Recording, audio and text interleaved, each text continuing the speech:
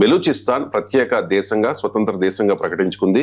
భారత్తో పాటు అనేక దేశాలను బెలూచిస్తాన్ లిబరేషన్ ఆర్మీ విజ్ఞప్తి చేసింది తమను ప్రత్యేక దేశంగా, స్వతంత్ర దేశంగా గుర్తించమని.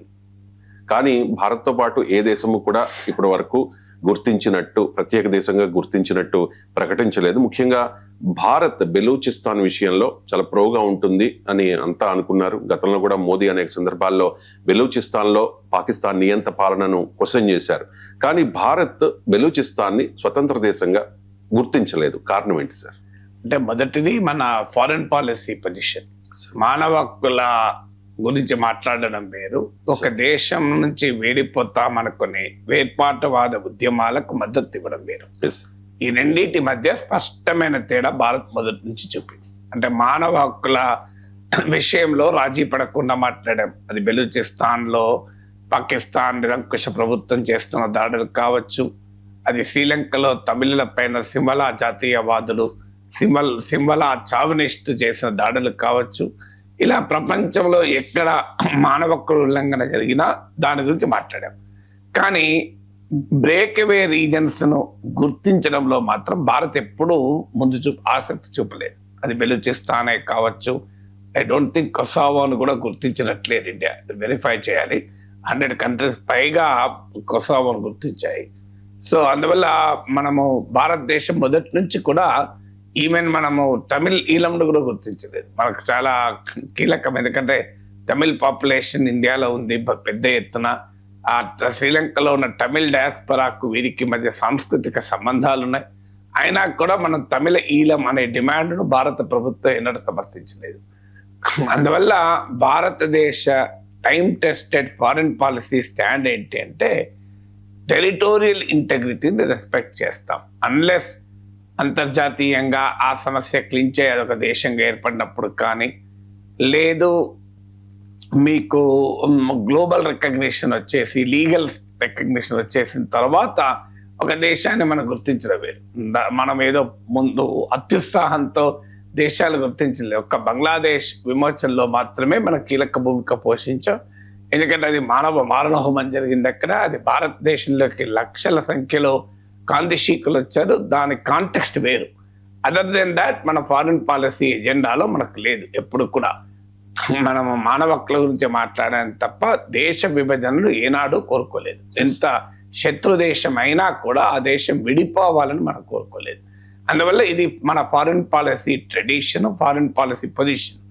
రెండవది ఏంటంటే, మన దేశంలో కూడా వేర్పాటువాద ఉద్యమాలు ఉన్నాయి. ఇప్పుడు కాశ్మీర్లో వేర్పాటువాద ఉద్యమం ఉంది. గతంలో మనం పంజాబ్లో చూసాం ఖలిస్తాన్ ఉద్యమం. ఇప్పటికీ కూడా అడపాదడపా ఖలిస్తాన్ వాదులు తలలెత్తుతూనే ఉంటారు. మీకు అలాగే గూర్ఖాలాండ్లో చూసాం వేర్పాటువాద ఉద్యమం. ఒక దశలో వారు ప్రత్యేక దేశమే కావాలన్నారు. తర్వాత నార్త్ ఈస్ట్లో చూసాం గ్రేటర్ నాగాలిం అని అంటారు. సో ఇలాంటి వేర్పాటువాద ఉద్యమాలన్నింటినీ భారత్ ఎదుర్కొంటోంది. ఈ వేర్పాటువాద ఉద్యమాల విషయంలో భారత వైఖరి, ఇవి మా దేశంలో అంతర్భాగంగా ఉన్న ప్రాంతాలలో కొంతమంది ఉన్మాదులు చేసే పని కనుక దీన్ని మేము అంగీకరించే ప్రసక్తి లేదు అని ఐరన్ హ్యాండ్తో మనం వేర్పాటువాద ఉద్యమాలు నడిచివేస్తాం. ఎందుకంటే అది దేశ సమగ్రత, సమైక్యత non negotiable. Nations integrity, unity and sovereignty ఇది నాన్ నెగోషియబుల్. అక్కడ నిర్మోహమాటంగా మనం పొలిటికల్ ప్రాసెస్లో ప్రయత్నించవచ్చు, కానప్పుడు అణచివేయడం తప్ప మరో మార్గం ఉండదు. సో కానీ ఇలా మనమే వేర్పాటువాద ఉద్యమాలను ఎదుర్కొంటూ, ఇప్పుడు కాశ్మీర్ విషయంలో పాకిస్తాన్ కుట్రలు మనం చూసాం. అంతర్జాతీయ వేదికల పైన కాశ్మీర్ ప్రజలు ఏదో ఆజాదీ కోరుకుంటున్నారు, రెఫరెండం జరపాలి అక్కడ అని ఇలాంటి దుర్మార్గాలన్నీ చూసాం. కెనడా లాంటిదే ఒక డెమోక్రటిక్ కంట్రీ కూడా ఖలిస్తాన్ వాదులకు ఇచ్చినటువంటి స్వేచ్ఛను చూసాం. వాటిని భారతదేశం అంతర్జాతీయంగా కూడా ఖండిస్తూ వస్తుంది. ఇలాంటి సమయంలో మరో దేశంలో, అది శత్రు దేశమైనా, అక్కడ ఒక వేర్పాటువాద డిమాండ్ను మనం సమర్థిస్తే మనకు వచ్చే డిప్లొమాటిక్ అడ్వాంటేజ్ ఏమో తెలియదు, కానీ మన వైఖరి వీకన్ అయిపోతుంది, మన శత్రువులకు బలాన్ని చేకూరుతుంది. ఒక్కసారి మనం బెలూచిస్తాన్ సెపరేట్ కంట్రీ అని యాక్సెప్ట్ చేస్తే కాశ్మీర్ సెపరేట్ కంట్రీ ఎందుకు కాకూడదని వెంటనే పాకిస్తాన్ వాడు మొదలు పెడతాడు. ఖలిస్తాన్ సెపరేట్ కంట్రీ ఎందుకు కాకూడదు, రిపబ్లిక్ ఆఫ్ ఖలిస్తాన్ అని ఇంకోటి మొదలు పెడతాడు. అలా మన దేశంలో ఉన్న వేర్పాటువాద డిమాండ్ల పైన మన వైఖరి బలహీనపడే ప్రమాదం ఉంటుంది. రెండవ కారణం. మూడవ కారణం ఏంటంటే మనకు టెరిటోరియల్ డిస్ప్యూట్స్ కూడా ఉన్నాయి. ఉదాహరణకు చైనాతో మనకు అరుణాచల్ ప్రదేశ్ విషయంలో డిస్ప్యూట్ ఉంది. సో మనది అది భారత భూభాగం. అరుణాచల్ ప్రదేశ్ మన దేశంలో ఒక రాష్ట్రం. చైనా ఇప్పటికీ దాన్ని తమ ప్రాంతంగా క్లెయిమ్ చేస్తూ ఉంటుంది. అది మనం అనేక సార్లు వీసాల విషయంలోనూ ఇతరత్ర వివాదాలు చూసాం. మన దేశ నాయకులు అరుణాచల్ ప్రదేశ్ సందర్శించినా కూడా చైనా ఫార్మల్గా అభ్యంతరం చెప్తూ ఉంటుంది. మీకు వీసాలు ఇచ్చేటప్పుడు కూడా సెపరేట్ వీసాలు ఇవ్వడం, అరుణాచల్ ప్రదేశ్ అధికారులను డిటైన్ చేయడము ఎయిర్పోర్ట్లలో, ఇలాంటివన్నీ చూసాం మనం. సో అందువల్ల మనం సిక్కిం విషయంలో కూడా మొదట్లో ఉండి ఇప్పుడు కాస్త చల్లబడ్డారు, వాళ్ళు వెనక్కి తగ్గారు. సో అందువల్ల ఇలాంటి టెరిటోరియల్ డిస్ప్యూట్స్ జటిలమయ్యే ప్రమాదం ఉంటుంది ఒక్కసారి మనం వేరే దేశంలోకి వెళ్ళి దూరితే. అది మూడో కారణం. నాలుగో కారణం ఏంటంటే గ్లోబల్ ఇంటర్నేషనల్ డిప్లొమసీలకు కూడా ఛాలెంజెస్ వస్తాయి. ఎందుకంటే బెలూచిస్తాన్ ఇప్పటి వరకు ఏ దేశము గుర్తించలేదు. Let me clarify. చాలా సోషల్ మీడియాలో, డిజిటల్ మీడియాలో రకరకాల థంబ్నెయిల్స్ వస్తుంటాయి. But as of now Balochistan ప్రపంచంలో ఏ ఒక్క దేశము కూడా గుర్తించలేదు. ఆఖరికి సొమాలీల్యాండ్ అయినా ఇజ్రాయిల్ ఇటీవల గుర్తించింది, కానీ బెలూచిస్తాన్ అనే దేశం ఉన్నదని ప్రపంచంలో ఏ దేశము గుర్తించలేదు. ఇంక్లూడింగ్ అమెరికా కానీ, చైనా కానీ, రష్యా కానీ, యూరోపియన్ పవర్స్ కానీ ఎవరూ గుర్తించని ప్రాంతాన్ని మనం ఒక దేశంగా గుర్తిస్తే ఇవాళ ప్రపంచవ్యాప్తంగా మనం ఐసోలేట్ కామా? మీకు ప్రపంచంలో అసలు ఇలాంటి ఉద్యమాలకు మానవ హక్కుల గురించి ఎక్కువ మాట్లాడే అమెరికా లాంటి దేశాలు కూడా ఇలా అంగీకరించడం లేదు. అందువల్ల ప్రపంచంలో ఎవరూ గుర్తించని ప్రాంతాన్ని దేశంగా భారత్ గుర్తించి ప్రపంచంలో భారత్ ఐసోలేట్ అవుతుంది. అందువల్ల ఆ గ్లోబల్ డిప్లొమాటిక్ ఇంప్లికేషన్స్ ఉండడం వల్ల కూడా మనం బెలూచిస్తాన్ విషయంలో మన స్టాండ్ ఒకటే. అక్కడ మానవ హక్కుల ఉల్లంఘన పైన మన కన్సర్న్ వ్యక్తం చేస్తాం. బెలూచి ప్రజలకు మన సానుభూతి ఉంటుంది, కానీ టిట్ ఫర్ టాట్ డిప్లొమసీ ఉండదు. డిప్లొమసీ అనేది చాలా మచ్యూర్డ్ యాక్టివిటీ.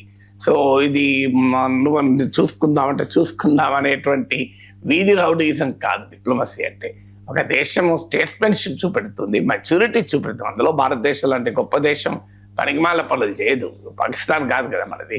పాకిస్తాన్ వాడో పనికిమాల దేశం, దివాలకోర్ దేశం కనుక అది మన దేశంలో పుల్లలు పెడుతుంటారు. అలా ఇతర దేశాల్లో పుల్లలు పెట్టడం మన విధానం కాదు.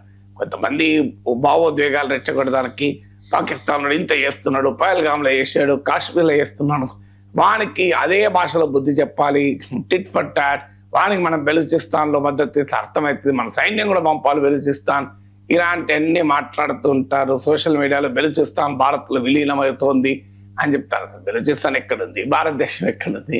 మన దేశంలో బెలూచిస్తాన్ చెట్ల విలీనం అవుతుంది. పాక్ ఆక్యుపైడ్ కాశ్మీరే విలీనం కాంది. అసలు మొదలు విలీనం కావాల్సింది పాక్ ఆక్యుపైడ్ కాశ్మీర్ కదా, అది భారతదేశ అంతర్భాగం కదా. ఈవెన్ టుడే మనం అంతర్భాగం అంటాం, అదే మనము విలీనం చేసుకొని బెలూచిస్తాన్ చెట్ల విలీనం అవుతుంది. స్కోపే లేదు కదా. అందువల్ల మనము ఇమ్మెచ్యూర్ ఎనాలిసిస్ అనేది కరెక్ట్ కాదు. అందువల్ల భారతదేశం ఎప్పుడు ఇమ్మెచ్యూర్ ఎనాలిసిస్ చేయదు. అందువల్ల ఏదో ఇతర దేశాలు వాడు చేస్తున్నాడు తప్పుడు కదా పనులు కదా అని మనం తప్పుడు పనులు చేయం కదా. పాకిస్తాన్ వాడు తీవ్రవాదాన్ని రెచ్చగొడుతున్నాడు కదా అని భారత్ కూడా పాకిస్తాన్లో తీవ్రవాదాన్ని రెచ్చగొట్టారు కదా. అది మన విధానమే కాదు, మన దౌత్య నీతే కాదు. నల్సార్ 2026 బ్యాచ్ స్టూడెంట్స్ పై బార్ కౌన్సిల్ ఆఫ్ ఇండియా తీవ్ర చర్యలకు సిద్ధమైంది. ఆ బ్యాచ్ స్టూడెంట్స్ ను నమోదు చేసుకోవద్దని అన్ని రాష్ట్రాల బార్ కౌన్సిల్లకు ఆదేశాలు ఇచ్చింది. ఈ ఆదేశాలపై తీవ్ర వ్యతిరేకత వచ్చిన నేపథ్యంలో ఆ తర్వాత బార్ కౌన్సిల్ ఆఫ్ ఇండియా ఆ ఉత్తర్వుల్ని వెనక్కి తీసుకునే పరిస్థితి. సార్, నిరసన తెలపడం అనేది ప్రాథమిక హక్కు. అంటే finally bar council of India ఈ ఆదేశాలని వెనక్కి తీసుకుంది. కానీ బీసీఐ స్పందించిన తీరు, విద్యార్థులపై స్పందించిన తీరు ఎలా ఉంది సార్? అంటే వెనక్కి తీసుకోవడం కూడా షరతులు వర్తిస్తాయని చెప్పారు. పూర్తిగా వెనక్కి తీసుకోలేదు. బ్లాంకెట్ ఆర్డర్ మొదలెచ్చారు. అంటే నల్సర్ 2026 గ్రాడ్యుయేట్ అయ్యే ఏ విద్యార్థి కూడా లాయర్గా ఎలిజిబుల్ కాడు అని. అది అంతకన్నా దుర్మార్గమైంది, అన్యాయమైంది ఇంకోటి ఉండదు కదా. ఇప్పుడు నిరసన తెలిపిన వారే కాదట, ఎవరు 2026 బ్యాచే కంప్లీట్గా బ్లాక్ లిస్ట్ చేస్తామని. అంత అన్యాయమైనటువంటి నిర్ణయం బార్ కౌన్సిల్ లాంటి ఒక గొప్ప వ్యవస్థ, ఒక జ్యుడిషియల్ ప్రాసెస్లో ఒక విలువైనటువంటి వ్యవస్థ తీసుకోవడం అనేది నిజంగా ఆవేదన కలిగించింది. బ్లాంకెట్ ఆర్డర్, దానిపైన తీవ్ర వ్యతిరేకత వచ్చాక ఇప్పుడు దాన్ని సవరించారు. ఏమని సవరించారంటే ఇప్పటికైతే ఇది వర్తించదు ఈ జీవో, ఈ ఆర్డరు. కానీ వైస్ ఛాన్సలర్ ఎంక్వైరీ చేస్తున్నాడు, ఎంక్వైరీ ఆధారంగా తర్వాత చర్యలు ఉంటాయి. అంటే అర్థం ఏంటి? ఖచ్చితంగా కొంతమంది పైన వేటు వేసేందుకు బార్ కౌన్సిల్ ఉపక్రమిస్తోంది. అందరి మీద వేస్తే వ్యతిరేకత వస్తుంది కనుక సెలెక్టెడ్ గా కొంతమందిని టార్గెట్ చేసి విలిఫికేషన్ చేసే ప్రయత్నం ఏమైనా జరుగుతుందా అని. ఎందుకంటే కొంతమంది టీచర్లు, అవుట్ సైడర్లు, కొన్ని శక్తులు వీళ్ళను ప్రొవోక్ చేశారు, వీళ్ళు ఇన్నసెంట్ అని. ఒక నేషనల్ లా స్కూల్, దేశంలోనే గర్వించదగినటువంటి institution, national academy for legal studies and research, వాళ్ళు ఇన్నసెంట్ ఏంటి అంటే వాళ్ళకి ఏమీ తెలియకుండా అమాయకత్వంతో ఎవడో నాలాంటోడో మీలాంటోడో రెచ్చగొడితే రెచ్చిపోయి లెటర్ రాశారట.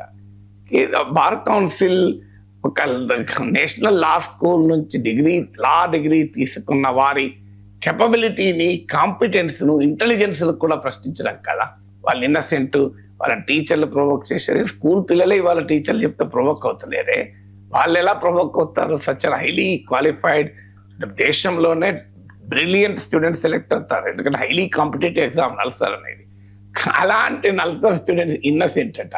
అంటే మీరు ఏం చెప్పదలుచుకున్నారు? క్లియర్గా ప్రశ్నించడం, నిరసన తెలపడం అన్ని మేము వ్యతిరేకిస్తామని. ఇది మొదటిగా సుప్రీం కోర్టు తీర్పుకే విరుద్ధము. Dissent is integral to democracy. ఇది సుప్రీం కోర్టు ఇచ్చిన తీర్పు.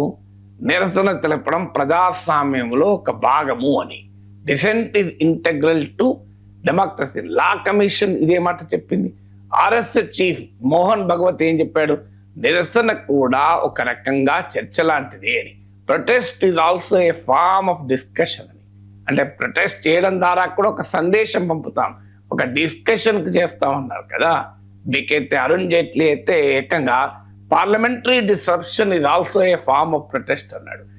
ప్రతిపక్షాలు నిరసన తెలపడంలో పార్లమెంట్ స్తంభింపజేయడం కూడా ఒక విధానం అన్నాడు. మరి ఏమైంది ఇప్పుడు? అసలు అదంతా ఎందుకు? మీకు ఇంకొక చెప్తాను, మీకు గుర్తుండి ఉంటుంది, 2018లో అనుకుంటాను, నలుగురు supreme court senior most judges, justice Deepak Misra chief జస్టిస్గా ఉన్న రోజుల్లో, I think January 2018, if my memory is right. So January 2018 అనుకుంటారు, we can verified. So justice Ranjan Gogoi, justice Jasti Chelameswar, justice Madan Lokur, justice Kurian Joseph అనుకుంటాను. ఈ నలుగురు బహిరంగంగా వచ్చి చీఫ్ జస్టిస్ ఆఫ్ ఇండియా పైన ప్రెస్ కాన్ఫరెన్స్ పెట్టారు. మరి వాళ్ళది జడ్జిలుగా వాళ్ళని క్యాన్సిల్ చేశారా వాళ్ళ హోదాల్ని? అసలు ఎవరు వీరు? నలుగురు కొలీజియం, సుప్రీంకోర్టు కొలీజియంలో చీఫ్ జస్టిస్ తర్వాత ఉన్న టాప్ జడ్జెస్. అంటే దేశంలో జడ్జిలు, సుప్రీంకోర్టు, హైకోర్టు జడ్జిల్ని నియమించే వ్యవస్థ, అది ట్రాన్స్ఫర్ చేసే వ్యవస్థ. అలాంటి కొలీజియంలోని చీఫ్ జస్టిస్ ఆఫ్ ఇండియా తర్వాత ఉన్న నలుగురు జడ్జిలు బహిరంగంగా ప్రెస్ కాన్ఫరెన్స్ పెట్టారు. అందులో జస్టిస్ రంజన్ గగోయ్ తర్వాత చీఫ్ జస్టిస్ ఆఫ్ ఇండియా కూడా అయ్యారు.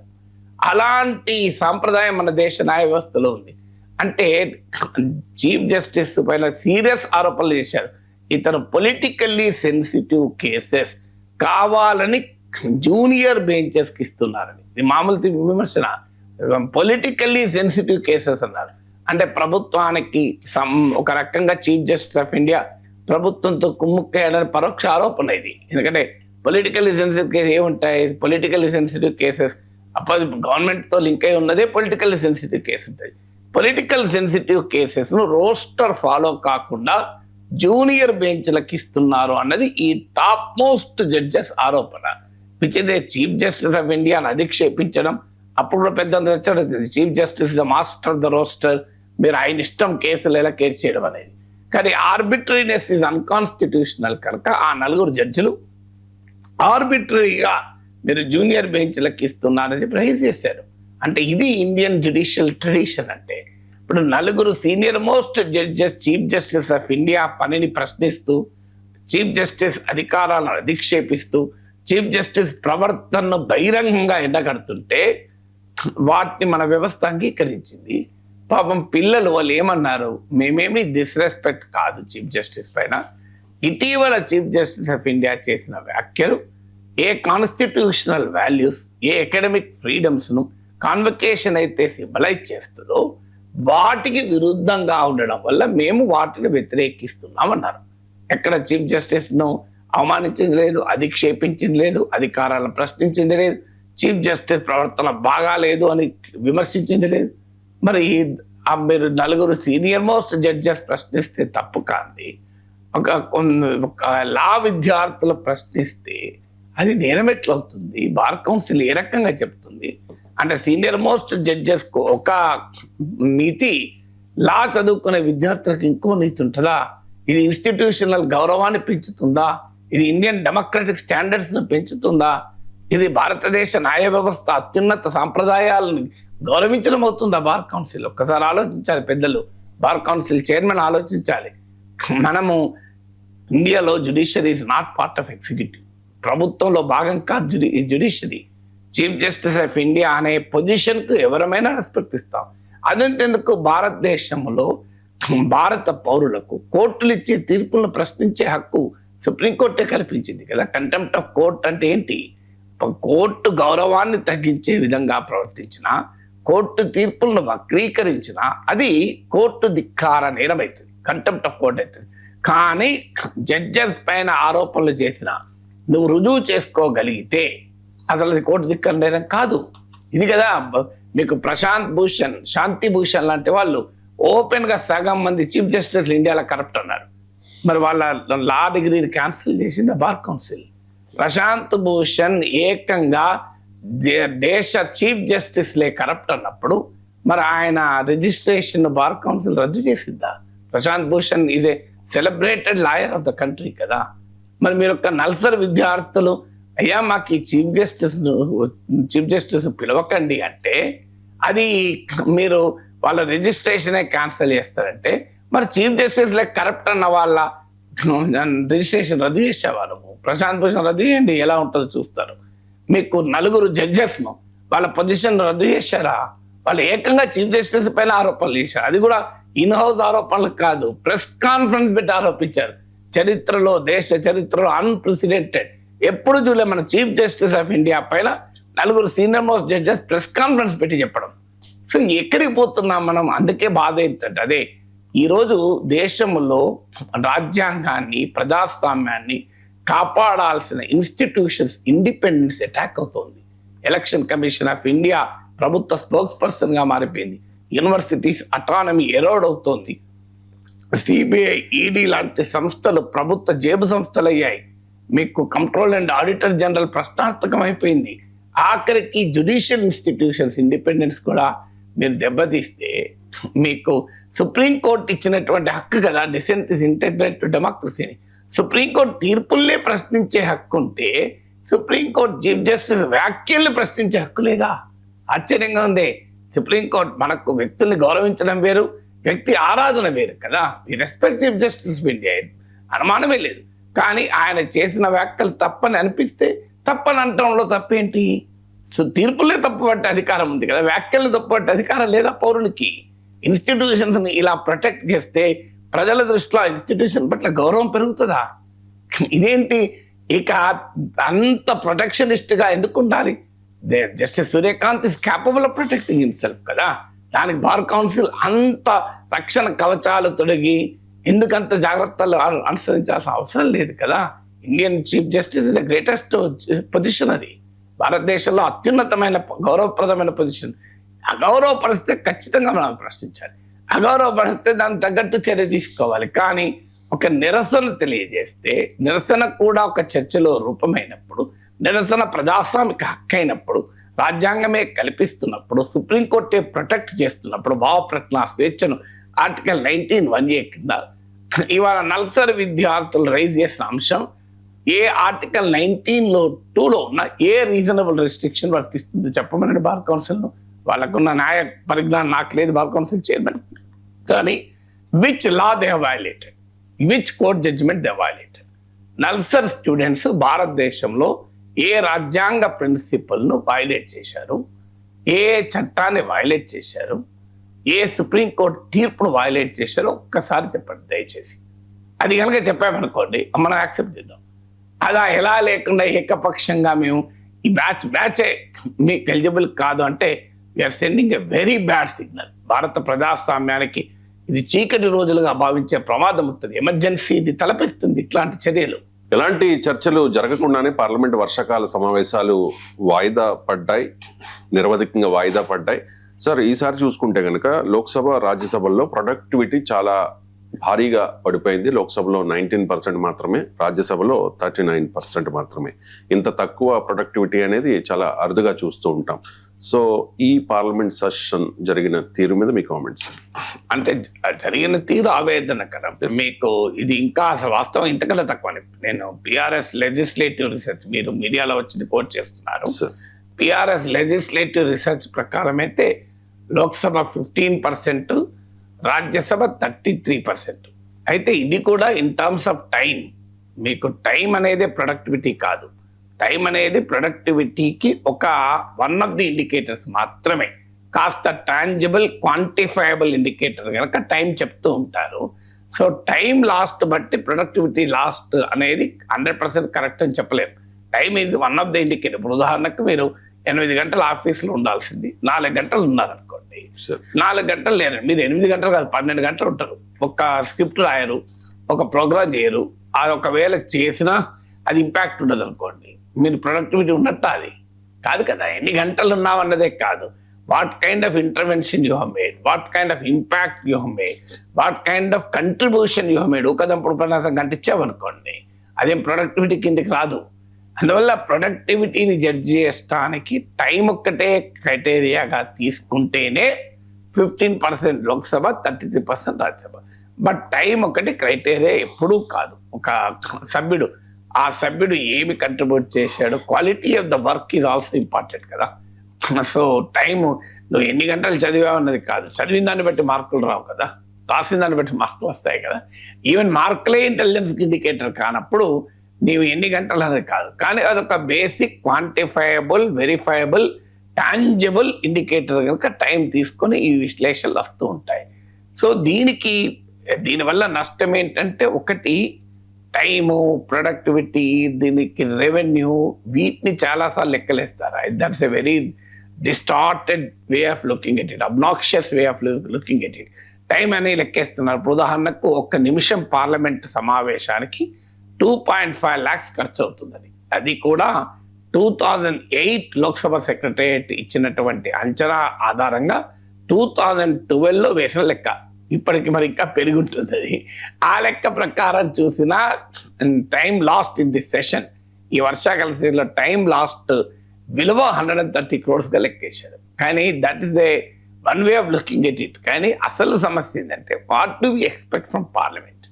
పార్లమెంట్ అనేది ఇప్పుడు ఒక క్వశ్చన్ అవర్ లాస్ట్ అంటే ప్రజల తరఫున పార్లమెంట్లో మంత్రుల్ని అడగాల్సిన ప్రశ్నలు పోయాయి కదా.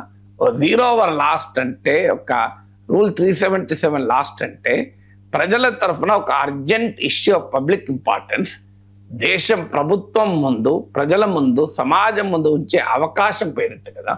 ఒక బిల్లును కూలంకుషంగా చర్చించకుండా పాస్ చేస్తే ఆ బిల్లు ఒక గ్రేట్ ఇంజస్టిస్ చేసినట్లు కదా. ఇప్పుడు ఇవాళ ఎన్ని బిల్లులను ఎలాంటి చర్చ లేకుండా అయిపోయాయని వచ్చింది కదా మన పేపర్లలో. సో ఎలాంటి చర్చ లేకుండా ఆమోదిస్తే దానివల్ల కలిగేటువంటి నష్టం మామూలు నష్టం ఉండదు కదా. పార్లమెంట్ ఉన్నదే కదా స్క్రూటినీ, అన్నిటికీ మించి ఒక పార్లమెంటరీ అకౌంటబిలిటీ నాశనం అయిపోతుంది కదా. మరి దీనికి ఎవరు బాధ్యులు? భారతదేశంలో ఉన్న parliamentary democracy, Kaul and Shakdher అనే పుస్తకం ఉంటుంది. It is considered as a guide, bible of parliamentary procedures or Bhagavad Gita parliamentary ప్రొసీజర్స్గా భావించాలి మనం. అది Kaul and Shakdher. So Kaul and Shakdher parliamentary procedures పుస్తకంలో చెప్పిందైనా మీరు ఏ గ్రేట్ పార్లమెంటేరియన్స్ అనుభవాలని చెప్పండి. బేసిక్ థింగ్ ఏంటి, ప్రొసీజర్ ఏంటంటే, it is a government which is first responsible. ఎందుకంటే prime minister is the leader of the house, సభా నాయకుడు ప్రధానమంత్రి, బిజినెస్ అడ్వైజరీ కమిటీని గైడ్ చేయాల్సింది ప్రభుత్వం. అందువల్ల మొదటి బాధ్యత ప్రభుత్వం పైన ఉంటుంది. కానీ ప్రభుత్వం ఏం చేస్తోంది, చర్చకు చాలా రోజులు అంగీకరించరు, చివరకు అంగీకరించిన తర్వాత కూడా చర్చను పక్కదారి పట్టిస్తారు. ఉదాహరణకు నీట్ ఎగ్జామ్ పేపర్ లీక్ పైన, సివిల్ విద్యార్థుల ప్రొటెస్ట్ల పైన పార్లమెంట్లో చర్చ జరగాలని ప్రతిపక్షాలు డిమాండ్ చేశాయి. ఈ డిమాండ్కు చాలా రోజులు అంగీకరించలేదు. అమిత్ షా సభకు కూడా రాలేదు. చివరకు సభకు వచ్చి అమిత్ షా నేను మాట్లాడుతా, అన్ని ప్రశ్నలకు సమాధానం చెప్తా అన్నాడు. కానీ అప్పటికే అందరికీ తెలుసు బీజేపీ వారు వ్యూహాన్ని రచించుకొని ఉన్నారు. వీళ్ళు జంతర్ మంతర్ అంటే వాళ్ళు జార్ఖండ్ అంటారు, వీళ్ళు జంతర్ మంతర్ అంటే వాళ్ళు పంజాబ్ అంటారు. సో రెడీగా ఉన్నారు. ఏం లాభం దానివల్ల? మీరు జంతర్ మంతర్ అంటే జంతర్ మంతర్ చర్చించండి, పంజాబ్ అంటే పంజాబ్ చర్చించండి. ఎందుకు? పంజాబ్ అండ్ జార్ఖండ్ అనేది ఆ రాష్ట్ర అసెంబ్లీలు చర్చిస్తాయి, జంతర్ మంతర్ అనేది పార్లమెంట్ చర్చించాలి. తేడా ఏంటంటే జంతర్ మంతర్ ప్రొటెస్ట్ల పైన ఢిల్లీ పోలీసు దాడులు చేసింది. Delhi police directly comes under minister of home, government of India. Delhi ప్రభుత్వం కిందకి రాదు అది. అందుకొరకు జంతర్ మంతర్ పార్లమెంట్లో చర్చించాలి అంటున్నారు. నార్మల్గా అయితే law and order the state subject, రాష్ట్రాలు చర్చిస్తారు. కానీ జార్ఖండ్ది, పంజాబ్ది ఆయా రాష్ట్రాల అసెంబ్లీలో చర్చించాలి. జంతర్ మంతర్ ప్రొటెస్ట్లోమో పార్లమెంట్లో చర్చించాలి. కానీ మేము రాష్ట్రాల్లో చర్చించే అంశాన్ని పార్లమెంట్ తీసుకొస్తాం, ఎందుకంటే అవి ప్రతిపక్ష పాలిత రాష్ట్రాలు, ప్రతిపక్షాలని ఇరకాటంలో పెడతామంటే ఇది అన్యాయం కదా. అలాగే public service commission, Jharkhand public service చర్చించాలి. అది ఎక్కడ చర్చించాలి? జార్ఖండ్ అసెంబ్లీలో చర్చించాలి. ఇప్పుడు దేశంలో ఉన్న 28 రాష్ట్రాల పబ్లిక్ సర్వీస్ కమిషన్ల గురించి పార్లమెంట్లో చర్చించే టైం ఉంటుందా? మీకు పంజాబ్లో జరిగిన ఒక ఎగ్జామినేషన్ గురించి టెస్ట్ చర్చ పంజాబ్ అసెంబ్లీలో జరగాలి. అలా అన్నిటి పార్లమెంట్లో చర్చించారు. కానీ మరి నీట్ ఎగ్జామ్ పార్లమెంట్లో ఎందుకు చర్చించాలి? బికాజ్ అది జాతీయ ఎగ్జామ్ కదా, నేషనల్ ఎంట్రన్స్ టెస్ట్ కదా. మీకు national testing agency government of India కింద ఉంటుంది కదా. మరి దాన్ని చర్చించకుండా ఉంటారా పార్లమెంట్లో? అందువల్ల పార్లమెంటు పరిధిలో చర్చించాల్సినవి చర్చ అడ్డుకోవటానికి రాష్ట్రాల అసెంబ్లీలో చర్చించే అంశాలు తీసుకొస్తామని అధికార పార్టీ చర్చకు అంగీకరించినట్లే కనిపించి ఈ రకమైన ఎత్తుగడలతో వ్యూహాలతో వస్తే అది ఏ రకంగా కరెక్ట్ అవుతుంది? అలాగే రామ మందిరంలో జరిగిన దొంగతనాల గురించి చర్చించాలి అంటున్నది పార్లమెంట్. అది మరి ఉత్తరప్రదేశ్కి సంబంధించింది కదా.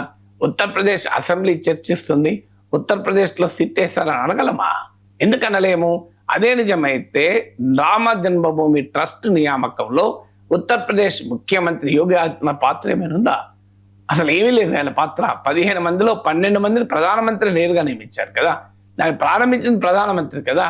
పార్లమెంట్ సంబంధం లేకపోతే, కేంద్ర ప్రభుత్వానికి సంబంధం లేకపోతే శంకుస్థాపన చేసింది ప్రధానమంత్రి కదా. మరి అన్నీ తానే రామ జన్మభూమి ట్రస్ట్ను ప్రైమ్ మినిస్టర్ నడిపిస్తే ఆ ట్రస్ట్లో జరిగినటువంటి దొంగతనాల పైన నేను మాత్రం మాట్లాడను, నేను సమాధానం చెప్పనంటే అది న్యాయమవుతుందా? కానీ రామ మందిరం గురించి చర్చ జరపంటే మీరు జరపమంటారు. సో ఏ అంశం పైన చర్చ కావాలంటే అటాక్ చేస్తాం.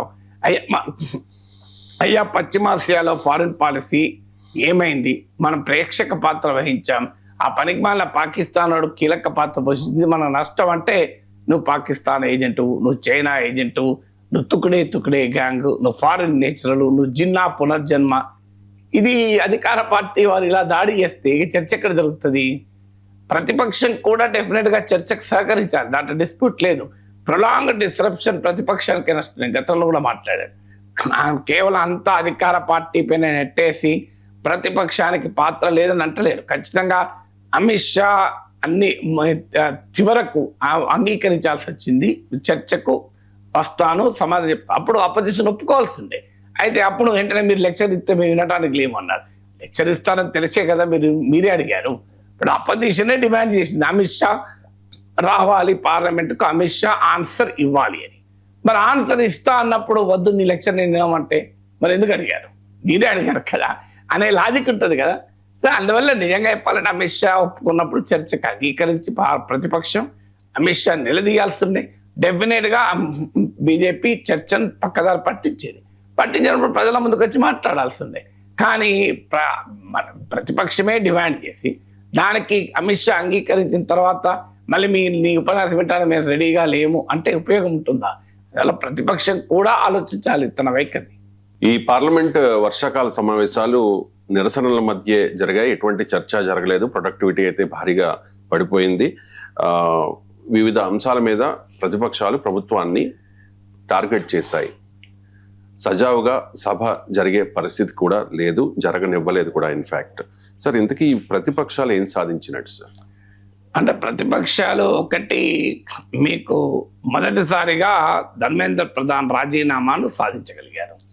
అఫ్ కోర్స్ అది కాక్రోచ్ల ఉద్యమమైనా మీకు పార్లమెంట్లో కూడా దాని రెజనేట్ అయింది కదా. Yes. సో మీకు ఫస్ట్ టైం ధర్మేంద్ర ప్రధాన్ ఒక మోడీ ప్రభుత్వం ఒక క్యాబినెట్ మంత్రిని డ్రాప్ చేయాల్సిన పరిస్థితి ఏర్పడింది.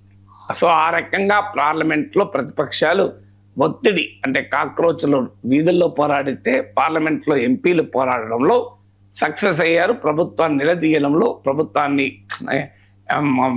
ఎక్స్పోజ్ చేయడంలో. రెండవది, who ordered firing in on protesters, నిరసనకారుల పైన ఎవరు తుపాకులు ఎక్కుపెట్టారు అనే ప్రశ్న, బాహుబలిని ఎవరు చంపారు అనే ప్రశ్న లాంటిది. సో బాహుబలిని ఎవరు చంపారు అనే ప్రశ్న బాహుబలి 2 లేదా కట్టప్ప బాహుబలిని ఎందుకు చంపారు అనే ప్రశ్న ఏ రకంగానైతే మొత్తం చర్చ జరిగిందో బాహుబలి సినిమా టైంలో, who ordered firing on students అనే క్వశ్చన్ను సెంట్రల్ క్వశ్చన్ చేయడం ద్వారా మొదటిసారిగా ఒక ధర్మేంద్ర ప్రధానే కాదు, అమిత్ షాను కూడా ఇరకాటంలో పెట్టగలిగింది opposition.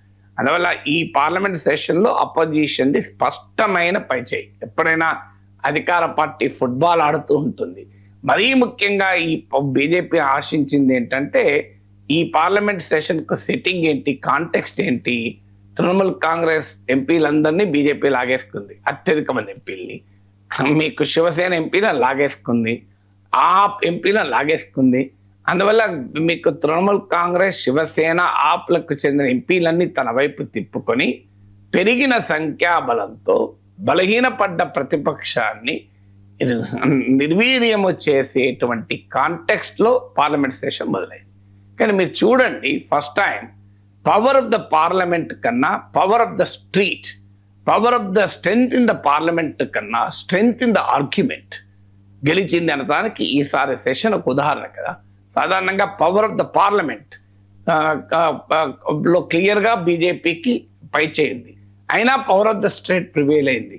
Strength in the parliament 2/3 వైపుగా వెళ్తోంది, కానీ స్ట్రెంగ్త్ ఇన్ ద ఆర్గ్యుమెంట్ నిలబడ్డది.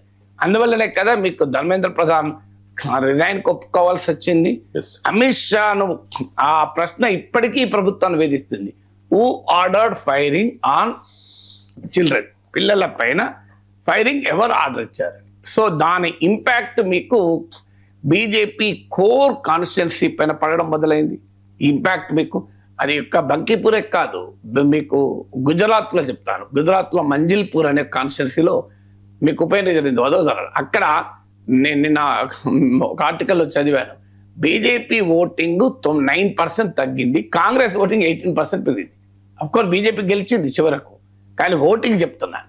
మీకు ఈవెన్ దాతియాలో నిన్న యశోధర రాజ సింధియా, బీజేపీ గ్వాలియర్ రాజా ఫ్యామిలీలో ఒక కీలకమైన మెంబర్, ఆమెమన్నది ఆత్మమంతన్ కా సమయ హే అని, ఆత్మ పరిశీలనకి ఇది సమయము అని, ఎందుకంటే అప్పర్ కాస్ట్ ఓటర్స్ మనకు దూరం అవుతున్నారు అని.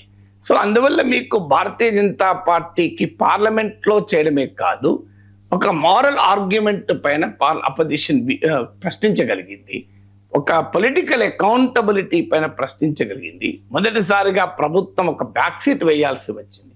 అందువల్ల అది ఒక remarkable achievement opposition. Disruption, time loss, productivity loss ఏదున్నా. రెండవ రిమార్కబుల్ అచీవ్మెంట్ ఏంటంటే చందా చోరీ.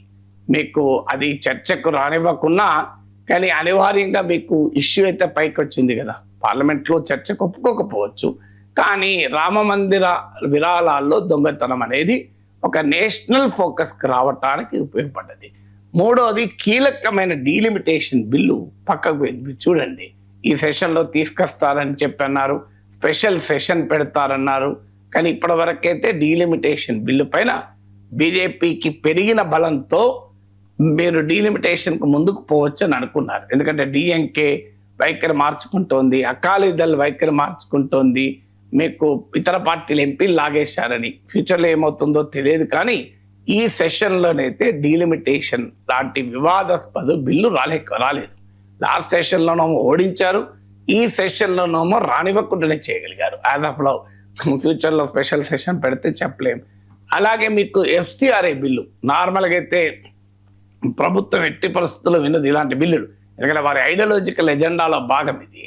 అలాంటి ఎఫ్సిఆర్ఏ బిల్లును జాయింట్ పార్లమెంటరీ కమిటీ, మీకు గుర్తున్న రాఫెల్ పైన జేపీసీ వేయమన్నా ఇతర సందర్భాల్లో జేపీసీ వేయమంటే అసలు ఎంత కష్టపడాల్సి వచ్చింది.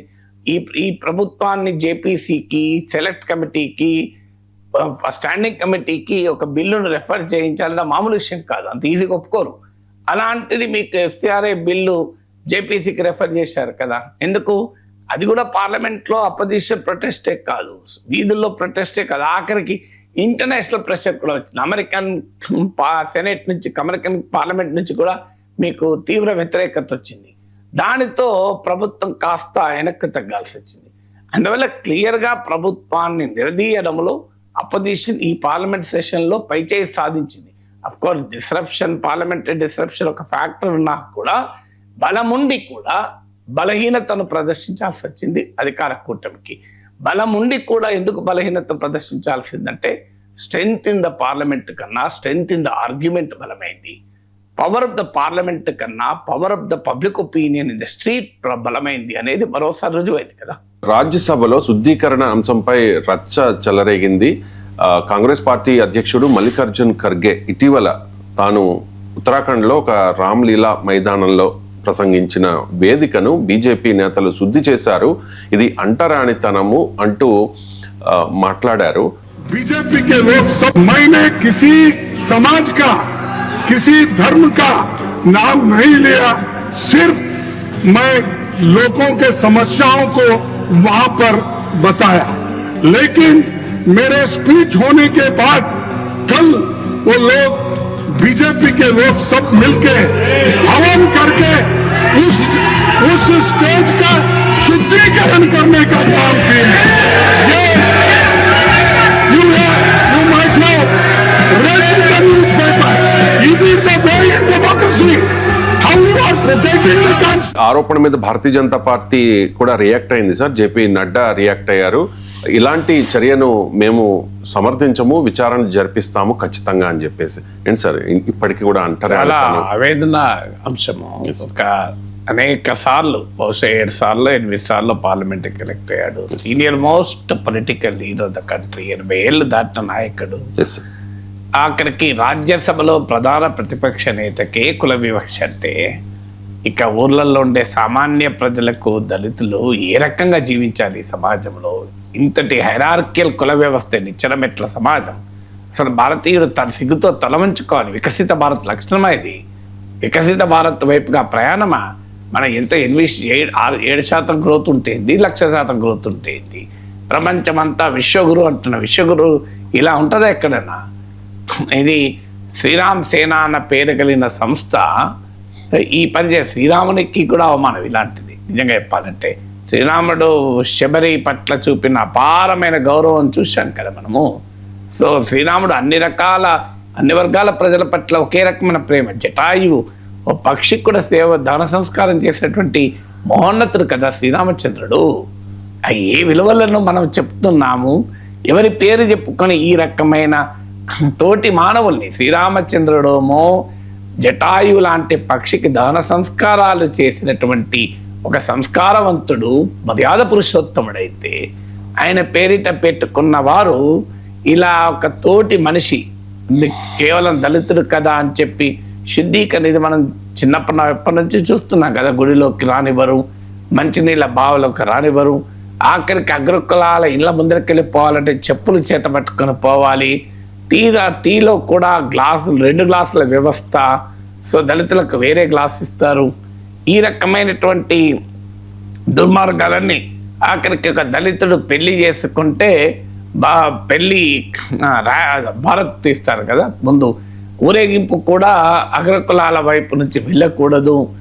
ఆఖరికి ఈ రకమైనటువంటి దుర్మార్గాలు మనం చూశాం కదా. ఇలాంటి దుర్మార్గాలు చూశాక సమాజం ఇంకెప్పుడు మారుతుంది? ఇంత ఆధునిక technology, artificial intelligence, nano technology, ఆకాశంలోకి రాకెట్లు పంపిస్తున్నాం, చంద్రమండలం మీద అడుగు పెడుతున్నాం, రోదసిలోనే స్పేస్ స్టేషన్ కట్టుకున్నాం, తొలి భారతీయుడు గగన్యాన్లోకి వెళ్ళబోతున్నారు. ఇది ఎక్కడ భారతదేశం? ఇదేం భారతదేశం? 2 రకాల భారతదేశం కదా ఇది. మీరు ఏ భారతదేశాన్ని రిప్రజెంట్ చేస్తారు?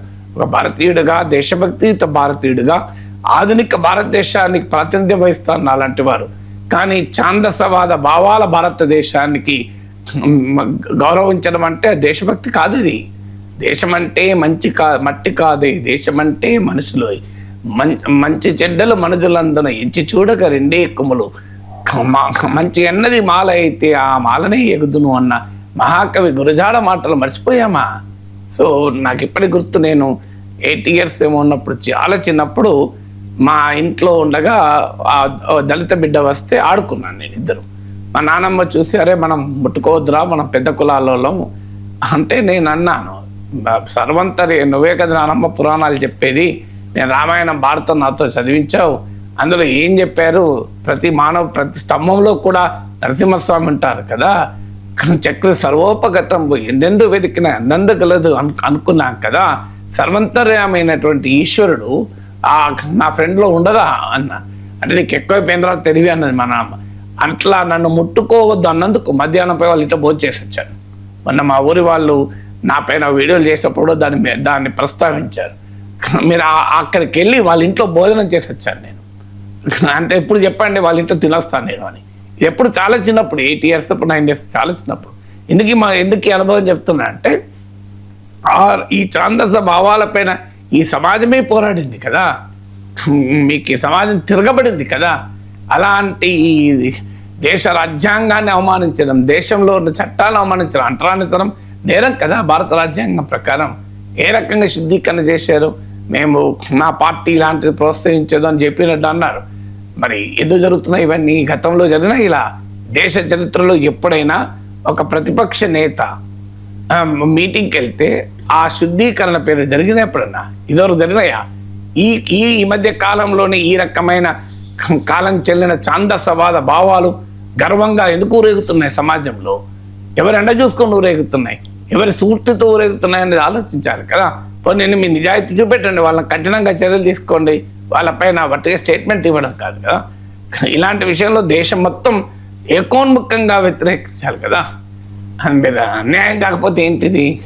రాహుల్ గాంధీ ప్రధాని మోదీపై ఫ్రెష్ అటాక్ స్టార్ట్ చేశారు సార్. రాహుల్ గాంధీ అంటూ ఉన్నారు, ప్రధాని మోదీకి నిద్ర పట్టడం లేదు, ప్రధాని మోదీ నిద్ర లేని రాత్రులు గడుపుతున్నారు, కారణం చాలా హిడెన్ రీజన్స్ ఉన్నాయి అని చెప్పేసి. मैं आपको बता रहा हूं नरेंद्र मोदी रात को नहीं सोता है।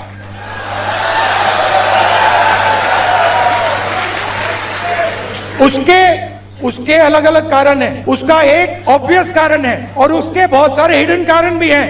आपने देखा अमित शाह, सो कॉल्ड क्या कहते थे उसको पहले, चाणक्य, और क्या कहते थे, Sardar Patel, where has he disappeared? वो भाग गया. वो 20 రాహుల్ दिन के గాంధీ लिए చెప్పేదాని ప్రకారం ప్రధాని మోదీకి నిద్ర పట్టడం లేదు అని చెప్పేసి, అంటే నిద్ర పట్టకపోవడం అంటే చాలా ఒత్తిడిలో ఉన్నారు అనడం వేరు, నిద్ర పట్టకపోవడం అనేది వేరు. మరి రాహుల్ ఎందుకంటే హిడెన్ రీజన్స్ ఉన్నాయంటాడు. నాకు తెలియదు, రాహుల్ గాంధీ చెప్పాలి. ప్రధానమంత్రి నిద్రపోతాడా నిద్రపోడా అనేది సంబంధం లేదు మనకు. ప్రధానమంత్రి సమర్థవంతంగా పాలన చేస్తే మనం ఆహ్వానిస్తాం. ప్రధానమంత్రి తప్పుడు నిర్ణయాలు తీసుకుంటే ప్రశ్నిస్తాం. మంచిగా నిద్రపోయి సరే నిర్ణయాలు మంచిగా ఉంటే సరిపోతుంది కదా. నిద్రపోకుండా నేను 24 గంటలు పనిచేశాను అన్నా కూడా ఉపయోగం లేదు. అయితే బహుశా ఈ మధ్య ఇన్స్టాగ్రామ్ రీల్ 12:30 రిలీజ్ చేశారు. ఫస్ట్గా ఈ జెన్జీ ప్రొటెస్ట్ల తర్వాత మై డియర్ ఫ్రెండ్స్ అనుకుంటా వర్టికల్ వీడియో రిలీజ్ చేశారు. సో అంత మిడ్నైట్ వీడియో రిలీజ్ చేయాల్సిన పరిస్థితికి ప్రధానమంత్రి నెట్టివేయబడ్డాడు. రోజంతా సమయం ఉండదు, ఎప్పుడొస్తుంది. ఎందుకు చేశారంటే ఆ టైంలోనే జెన్జీ ఉంటుంది అని. జెన్జీ నిద్రపోరు కదా, జెన్జీ 12-1 దాకా రీల్స్ చూసుకుంటా మెసేజ్ చూసుకుంటా ఉంటారు కనుక తాను కూడా జెన్జీకి రిలేట్ అయ్యడానికి వర్టికల్ వీడియో 12:30కి పెట్టారు. అసలు దాన్ని ఆధారంగా చేసుకొని అనడం ఒకెట్టు. అయితే ఈ మధ్య కాలంలో నరేంద్ర మోడీకి నిద్ర పట్టని సమస్యలు వస్తున్నాయన్నది ఈడియమాటిక్ ఎక్స్ప్రెషన్. అయితే అంటే కొన్నిసార్లు లాంగ్వేజ్లో మెటాఫర్ ఇవన్నీ ఉంటాయి, అలంకార ఈడియమ్స్ ఉంటాయి. సో ఆ రకంగానైతే నిజంగానే నరేంద్ర మోడీకి 12 years పీరియడ్లో ఎన్నడూ లేని సవాళ్ళు మాత్రం ఇప్పుడు ఎదురయ్యాయి. ఎప్పుడన్నా మనం చరిత్రలో చూసామా ప్రజల ఒత్తిడికి ఒక కేబినెట్ మంత్రిని వదులుకోవడం, అది కూడా పార్లమెంట్లో సుప్రీం స్ట్రెంగ్త్ ఉండి ప్రతిపక్షాలను ముక్కలు చేస్తూ వక్కలు చేస్తూ చీల్చి చెండాడుతూ ప్రతిపక్ష ఎంపీలను తన వైపు తిప్పుకుంటూ పార్లమెంట్లో ప్రజలిచ్చిన స్ట్రెంత్కు మరింత బలాన్ని చేకూర్చుకుంటూ 2/3 వైపుగా దూసుకెళ్తున్న ప్రధానమంత్రి ప్రజల ఒత్తిడికి తలవంచి విద్యార్థుల ఒత్తిడికి తలవంచి తన విద్యా మంత్రులను వదులుకోవాల్సి వచ్చింది కదా. సో అది మామూలు దెబ్బ కాదు కదా. రాత్రి 12:30కి కూడా వర్టికల్ వీడియోలు చేయాల్సిన పరిస్థితికి నెట్టివేయబడ్డారు కదా. మిత్రో అనే ప్రధానమంత్రి మీకు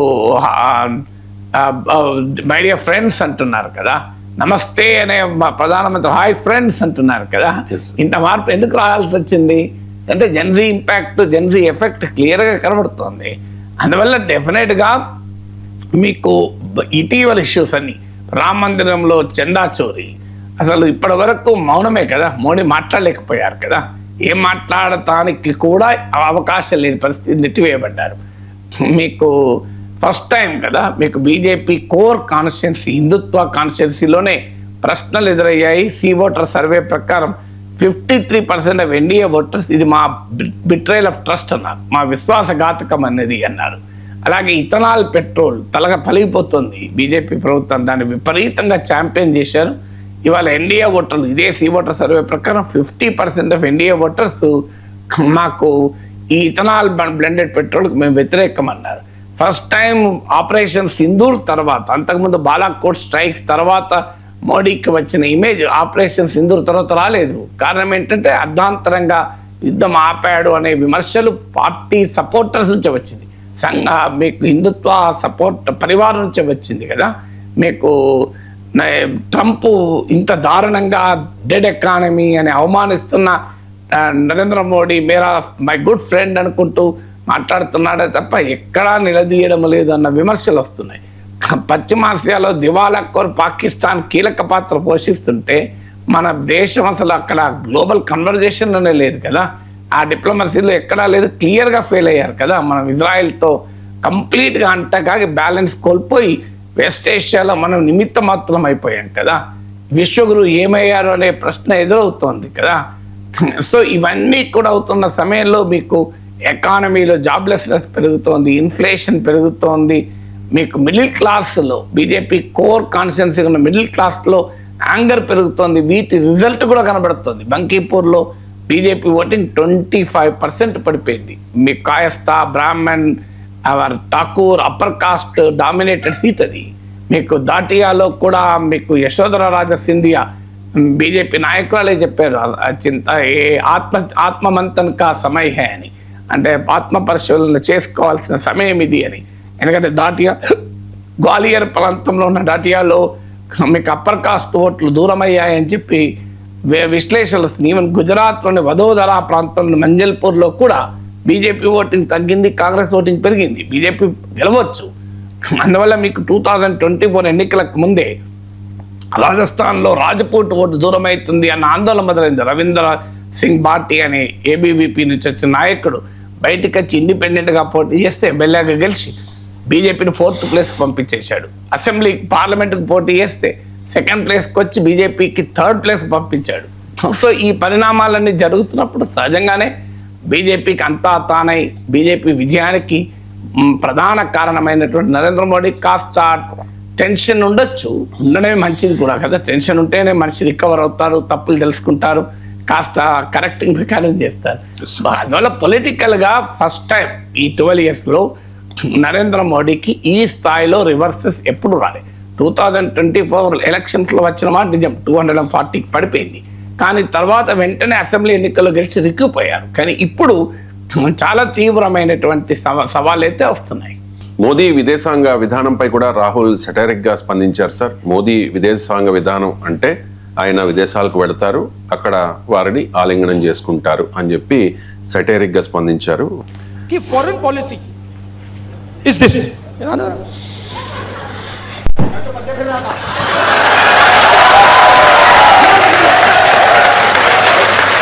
अब पता नहीं किसने डाला, कहां से घुसा.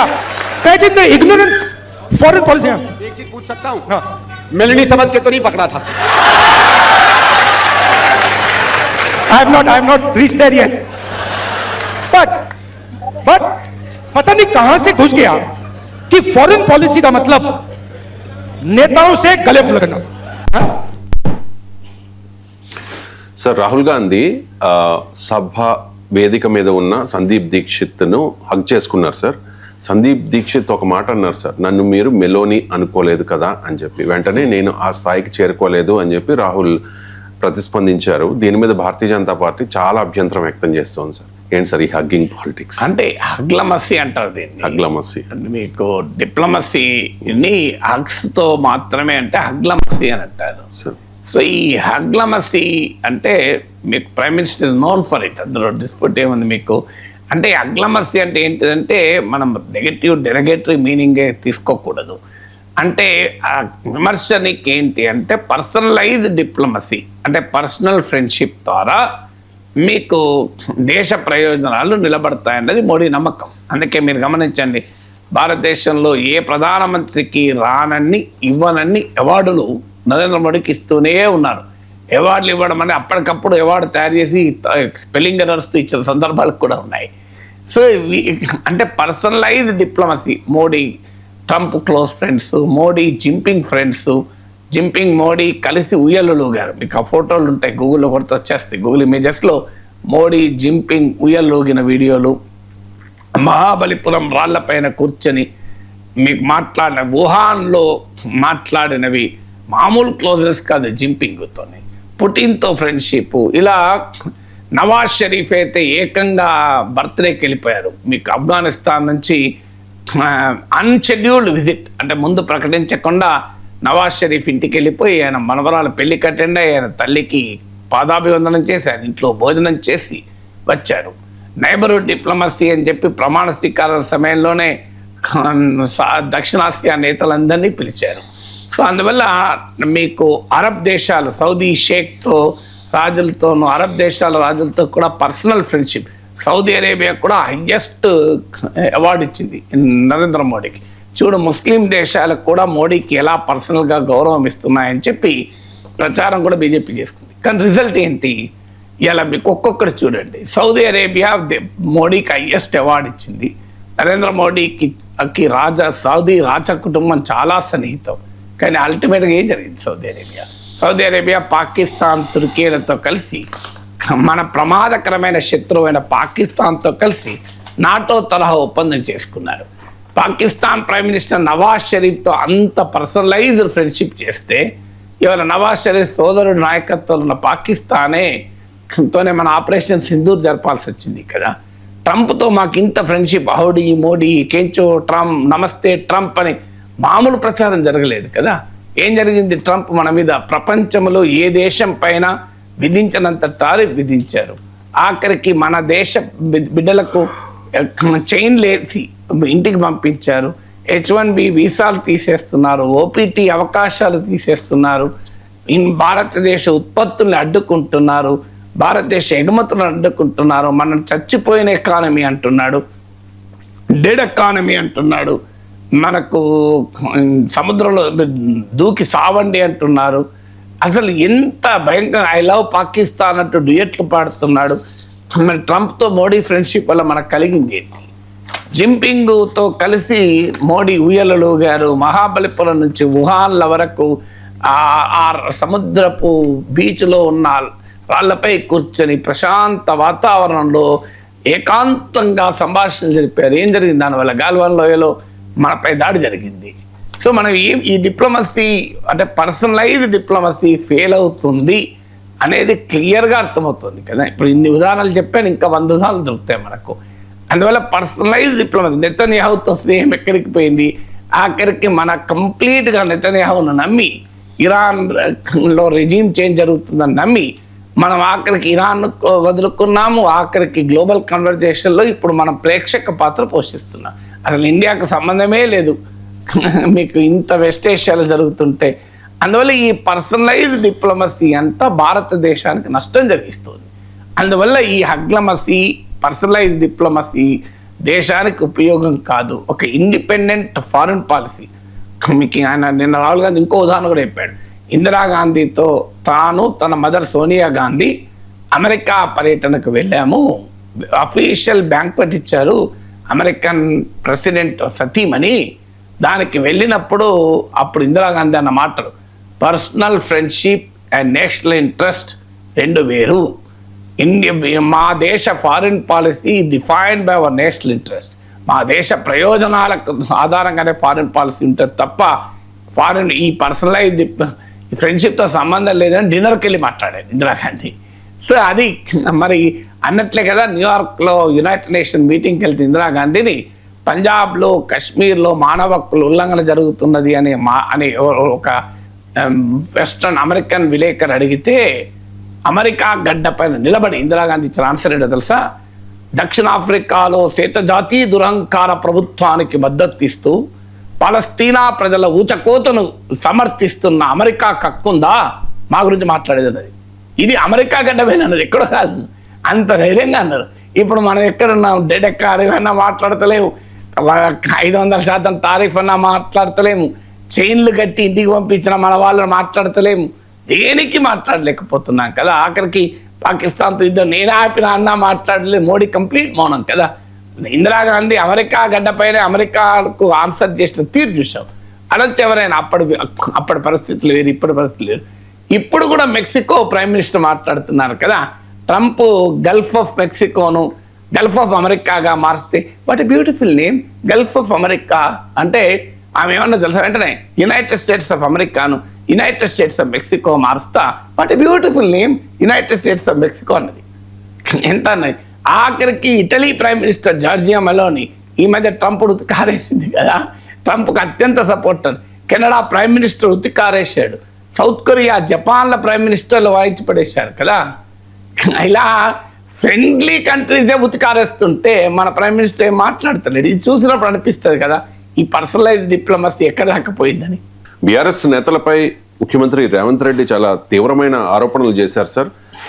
కర్ణాటక వెళ్ళి లేకపోతే వేరే రాష్ట్రం వెళ్ళి అక్కడ బీఆర్ఎస్ నేతలు రాష్ట్రం నాశనం అవ్వాలని, రాష్ట్రంలో కరువు వచ్చి ప్రజలు ఇబ్బంది పడాలని, ప్రభుత్వం బద్నాం అవ్వాలని చేతబడులు అఘోరా పూజలు చేస్తూ ఉన్నారు అంటూ ఆరోపించారు. ఇప్పుడు నా వైపు ఉంటాడు, అదృష్టం నా వైపు ఉంటుంది. ఎలీనో వచ్చింది, మొత్తం ఎక్కడికక్కడ ఎండిపోతుంది అన్నారు. కానీ ఎలీనో వచ్చిన సమయంలోనే ఎల్లంపల్లి నిండింది. శ్రీధర్ బాబు ఇక్కడనే ఉన్నాడు. హైదరాబాద్కి తాగునీటి సమస్య లేకుండా దేవుడే వానలు కురిపించాడు. కొంతమంది మాత్రం కర్ణాటక, తమిళనాడు పోయి అఘోర పూజలు చేసి కరువు రావాలి, జనాలు చచ్చిపోవాలి, ఈ ప్రభుత్వం బద్నాం కావాలని. ఇట్లాంటి దుర్మార్గులు కూడా ఉన్నాడు. ఎంత ఘోరంగా అఘోర పూజలు చేసినా దేవుడు వాళ్ళ దిక్కు లేడు, దేవుడు మన దిక్కు ఉన్నాడు. ఎందుకంటే మన సంకల్పం మంచిది.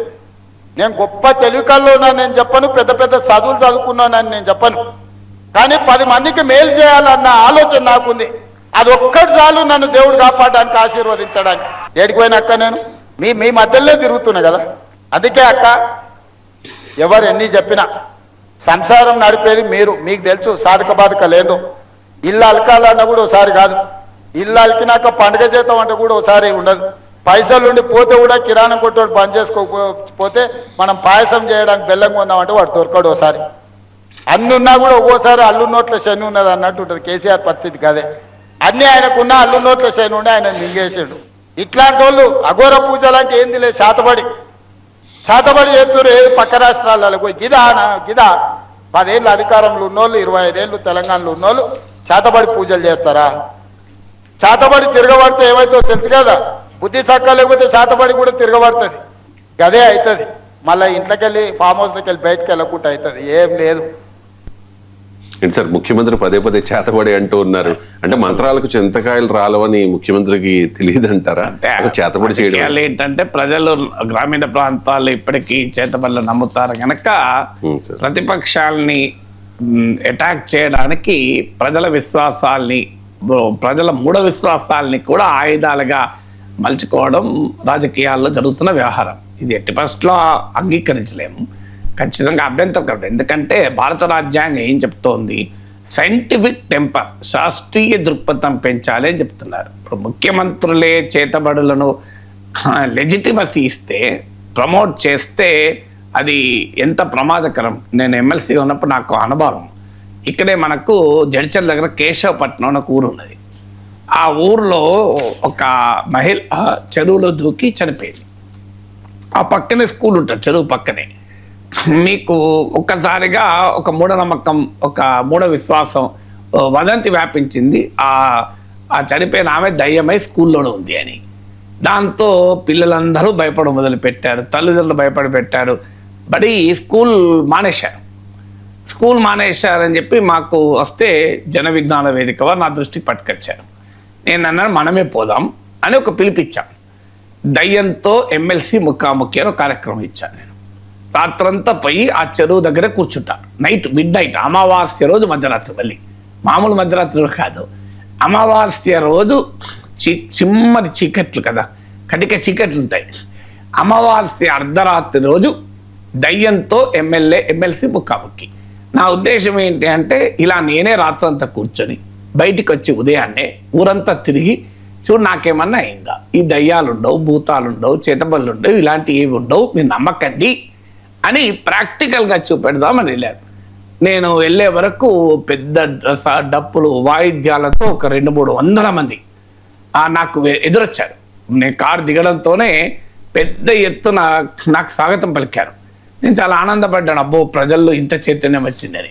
అందులో ఒక అతన్ని అడిగాను, ఏం బాబు చాలా సంతోషం మీరందరూ వచ్చారు అంటే, ఏం లేదు సారు, ఇట్లా దయ్యాన్ని సీసాలా తీసుకెళ్తాడు ఎమ్మెల్సీ సార్ అని చెప్తే వచ్చినావు అన్నారు. అంటే నేను వెళ్ళింది దీనికి, వాళ్ళ దయ్యాన్నట నేను వచ్చి సీసాలు పట్టుకపోతున్నట, భూత వైద్యున్నట నేను. అంటే ప్రజల విశ్వాసం ఎలా ఉంటుందో చూడండి. నేనొక్క ప్రజల్లో చైతన్యం పెంచడానికి పోతే దాన్ని వెళ్ళి ఏమనుకున్నారు, నేను ఒక భూత వైద్యులు వస్తాను ఎమ్మెల్సీ సారు వచ్చి దయ్యాన్ని సీసాల పట్టేసుకొని పట్టుకపోతారని. నేను అప్పటికి అందుకే ఆ రాత్రంతా కూర్చొని, అమావాస్య రోజు ఆ రాత్రంతా అక్కడే కూర్చొని తెల్లారి ఉదయాన్నే ఊర్లోకి వచ్చి, చూడండి అయ్యా దయ్యం ఉండదు, దయ్యాల భూతాలు ఉండవు, ఇలా మీ పిల్లలు చదువును నాశనం చేసుకోకండి అని వాళ్ళందరికీ అప్పీల్ చేసి మళ్ళీ ఆ స్కూల్లో పిల్లలు వెళ్ళేలా చేశారు. సో అందువల్ల మన నాయకత్వం యొక్క లక్షణం ఏంటి, నాయకుల పని ఏంటంటే ఆ మూఢనమ్మకాల్ని, మూఢ విశ్వాసాల్ని సమాజంలో అనేక కారణాల రీత్యా చాలామంది నమ్ముతారు, ప్రోత్సహిస్తారు. ప్రజల విశ్వాసాల్ని మార్చడం నాయకత్వం అవుతుంది. ప్రజల విశ్వాసాల్ని ఆయుధాలుగా మార్చుకోవడం నాయకత్వ లక్షణం కాదు. అందువల్ల అందులో ముఖ్యమంత్రి స్థాయిలో మాట్లాడితే ఏమైతుందంటే వాటి క్రెడిబిలిటీ, లెజిటిమసీ వస్తుంది. మనము అపోజిషన్ అటాక్ చేస్తున్నారని అనుకుంటారు, కానీ ఇలాంటి విశ్వాసాలు సమాజానికి మంచిది కాదు, సమాజ ప్రగతికి మంచిది కాదు. ఎందుకంటే మన దేశంలో చాలా విచిత్రమైన పరిస్థితులు ఉంటాయి. ఆ కేశవపట్నం గ్రామం నుంచి చూస్తే రాజీవ్ గాంధీ శంషాబాద్ ఇంటర్నేషనల్ ఎయిర్పోర్ట్లోకి 100 దేశాల విమానాలు దిగుతూ ఉంటాయి, వెళ్తుంటాయి. అది ఆ టెక్నాలజీ ఎంత గొప్ప టెక్నాలజీ చూడండి. మీకు ఇక్కడ పక్కనే గ్రామంలో ఇంకా దయ్యం అని జనం నమ్మడం. ఒక ఆధునిక టెక్నాలజీ ఒకవైపు ఉంటుంది, అంధవిశ్వాసాలు మరోవైపు ఉంటాయి. ఇది మన దేశంలో ఏకకాలంలో ఉంటాయి. అందువల్ల దాన్ని మనము ఎంకరేజ్ చేయకూడదు. ప్రతిపక్షాలను ప్రశ్నించడానికి, ఎక్స్పోజ్ చేయడానికి, చాలా పవర్ఫుల్గా అటాక్ చేయడానికి భాష ఉంటుంది, ఉదాహరణలు ఉంటాయి, మన కథా సాహిత్యం ఉంది. నీకు చాలా మన కథల్లో కూడా బ్రహ్మాండంగా మన సామెతలు ఉంటాయి, అద్భుతమైన సామెతలు ఉంటాయి, తెలుగు సామెతలు. సో అందరు ఊపర్ శర్వాని అందరు పరేషాని అని ఉర్దూలో ఉంటుంది. సో అట్లా మీకు గడ్డిపోచతో గంధర్వలోకానికి పోయాడు, ఇట్లాంటి సామెతలు చాలా దొరుకుతాయి మనకు బ్రహ్మాండంగా ప్రజల్ని అట్రాక్ట్ చేయడానికి. అందువల్ల ఈ అన్సైంటిఫిక్ లాంగ్వేజ్ను చీఫ్ మినిస్టర్ స్థాయిలో ప్రమోట్ చేయడం చాలా ప్రమాదకరం. దాదాపు 4 ఏళ్ల తర్వాత తెలంగాణలో పోలీస్ కానిస్టేబుల్ పోస్టులకు, ఎస్ఐ పోస్టులకు నోటిఫికేషన్ రిలీజ్ అయింది. చాలామంది అంటే లక్షల సంఖ్యలో అభ్యర్థులు వెయిట్ చేస్తూ ఉన్నారు ఈ నోటిఫికేషన్ కోసం. కానీ 17,000 ఖాళీలు ఉంటే జస్ట్ 7,437 పోస్టులకు మాత్రమే నోటిఫికేషన్ రావడం పట్ల అభ్యర్థుల్లో అసంతృప్తి ఉంది సార్. దాంతోపాటు ఏజ్ రిలాక్సేషన్ మీద కూడా చాలా అభ్యంతరాలు వ్యక్తమవుతూ ఉన్నాయి. సార్ రీసెంట్గా చూసాం నీట్లో అవకతవకలు జరిగితే జంతర్ మంతర్లో ఏ రేంజ్లో అక్కడ పోరాడారు, ఆ తర్వాత ప్రభుత్వం నుంచి వచ్చిన స్పందన కూడా మనం చూసాం. అలాగే జార్ఖండ్లో జరుగుతున్న జార్ఖండ్ పబ్లిక్ సర్వీస్ కమిషన్లో అవకతవకలు జరిగాయి అంటూ కొంతమంది అభ్యర్థులు, విద్యార్థులు ర్యాలీ చేస్తే ప్రభుత్వం కూడా సతమతమవుతూ ఉన్న పరిస్థితి. కానీ ఇంతలా అంటే కొన్ని లక్షల మంది తెలంగాణలో ఉద్యోగార్థులు, నిరుద్యోగులు ఇబ్బంది పడుతూ ఉంటే ఎక్కడా కూడా స్పందన లేదు సార్. ఏ పత్రికలోనూ ఒక వార్త కూడా లేదు సార్. ఈ పరిస్థితిని ఏ రకంగా చూడండి? అంటే మీకు పేజ్ 1లో వార్తలు రాకపోవచ్చు కానీ వార్తలు వస్తున్నాయి సార్. అయితే తేడా కూడా ఉంది మనకు. Yes, sir. అక్కడ NEET exam paper leak, paper cancel అయింది. Sir. Jharkhand public service commission లో కూడా అవకతవకలు జరిగాయని ఆరోపణలు. Yes. ఇదేమో లీక్ కాదు, అవకతవకలు కాదు, ఖాళీలను నింపలేదు అన్నది ఇక్కడ ఇష్యూ. Yes. ఇష్యూ స్వభావంలో కూడా తేడా ఉంది. మాలాంటి వాళ్ళ మాట్లాడుతూనే ఉన్నాను. నేను గతంలో కూడా దీనిపైన చాలా వివరంగా మాట్లాడాను. Yes. సో ఏంటి మొదటి ఇష్యూ ఏంటంటే ప్రభుత్వ ప్రతినిధులే ముఖ్యమంత్రితో సహా డీజీపీతో సహా 18,000, 17,000, 19,000, 20,000 వరకు ఖాళీలు ఉన్నాయని చెప్పి ప్రకటనలు చేశారు. సో ఆ సమయానికి వచ్చే వరకు 7,400 మీరు అన్నట్లు అడ్వర్టైజ్ చేశారు. Yes. అంటే ఆశ క్రియేట్ చేసినటువంటి వేకెన్సీలు ఇంత అంటే హోప్. ఎందుకంటే ఇది ఏమవుతుందంటే కానిస్టేబుల్, ఎస్ఐ పోస్టులు చాలా తక్కువ, కానిస్టేబుల్ పోస్టులు సుమారు 7-8 లక్షల మంది రాస్తారు ఎగ్జామ్. సో కనీసం ఒక 10 లక్షలకు పైగా ప్రిపేర్ అవుతూ ఉంటారు. ఇది ప్రిపరేషన్ కూడా చాలా కాస్ట్లీ అయిపోయింది. ఇప్పుడు ఒక police constable, SI post prepare కావాలి అంటే నీకు 1,000 రూపాయలు, 1,00,000, 2 లక్షలు ఖర్చు అవుతాయి. ఇది డిలే అవుతున్న కొద్దీ వారి ప్రిపరేషన్ టైము పెరుగుతుంది, ప్రిపరేషన్ కాస్ట్ పెరుగుతుంది.